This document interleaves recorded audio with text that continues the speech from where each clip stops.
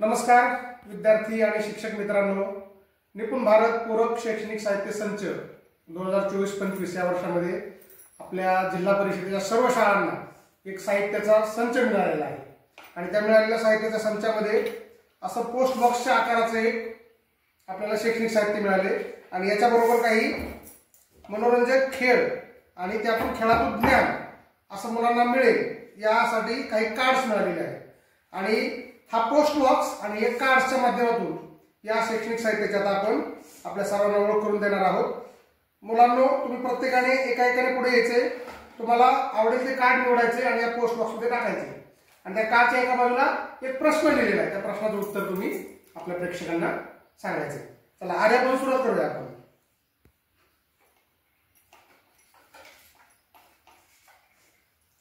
वडिलांच्या बहिणीला काय म्हणतात? आत्या। तुम्ही कुठलंही तुमच्या मनाने कुठलंही एक कार्ड यातलं निवडू शकता। तुझं एक कुठलंही एक कार्ड निवड आणि पोस्ट बॉक्स मध्ये टाक।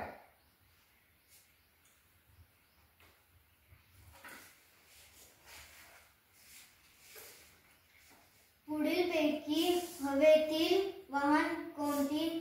जहाज, रेल्वे, विमान। गुड।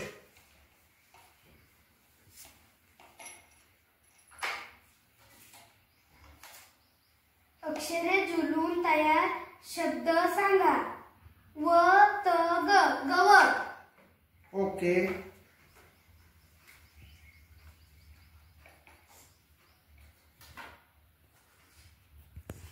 झाड या शब्दाला समानार्थी शब्द सांगा।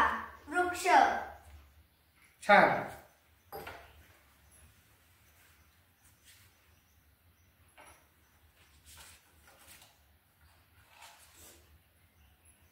सोमवार, मंगळवार। पुढचा वार कोणता? पुढचा वार कोणता? बुधवार। बुधवार। बरोबर।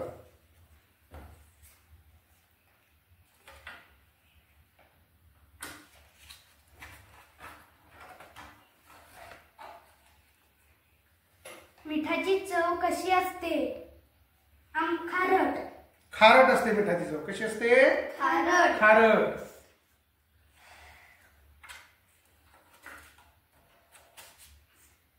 5 अधिक 0 बरोबर 5। 5 अधिक 0 बरोबर 5। बघा हा प्रश्न कशाचा होता? गणित विषयाचा होता।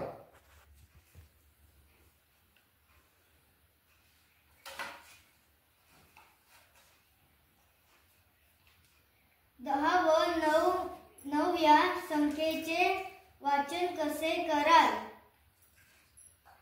10 आणि 9 या संख्येचं वाचन कसं कराल? 19। 19। हा पण गणिताचा प्रश्न होता। फुलाचा राजा कोण? गुलाब। कार्ड या बॉक्स मध्ये टाकायचे आणि नंतर प्रश्न वाचून उत्तर द्यायचे। टाक या बॉक्स मध्ये। फुलाचा राजा कोण? गुलाब। फुलांचा राजा कोण? गुलाब।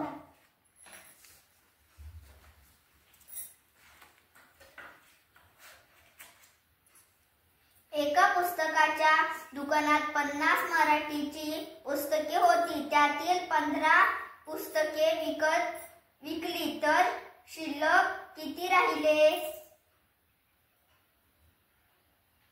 35। 35 पुस्तके शिल्लक राहिली।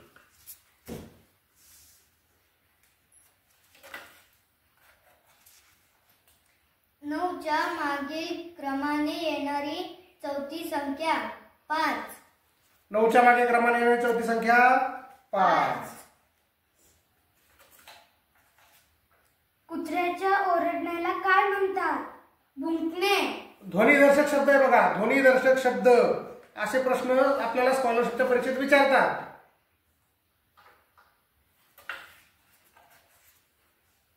शाळेला सुट्टी कोणत्या वारी असते? रविवारी।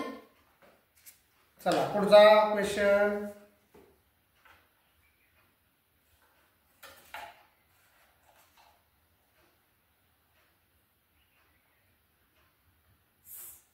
शहाण्णव अधिक 0 बरोबर 96 अधिक 0 बरोबर किती होतील? बरोबर 96. बरोबर. कुठल्याही संख्येमध्ये शून्य मिळवला की उत्तर तीच संख्या येते.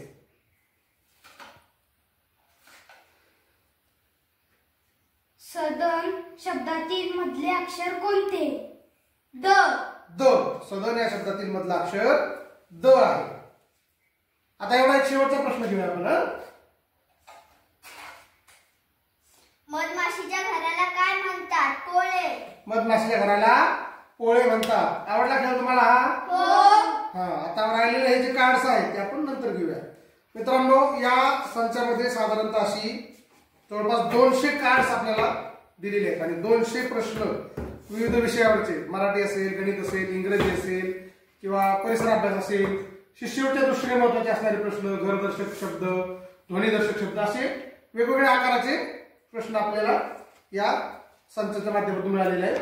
आणि आपण सुद्धा सर्वांनी विद्यार्थ्यांना शिक्षणाची गोडी लागावी आणि हसत खेळत त्यांना नवीन नवीन गोष्टीचं ज्ञान व्हावं, त्यासाठी हे जे निपुण भारत पूरक शैक्षणिक साहित्य संच आपल्या प्रत्येक शाळेला भेटलेला आहे, त्या संचाचा असाच आपण तुम्ही सुद्धा सर्वांनी आपल्या शाळेत वापर करावा अशी आपल्या सर्वांना विनंती करतो आणि आजच्या व्हिडिओमध्ये तुमची रजा घेतो. धन्यवाद.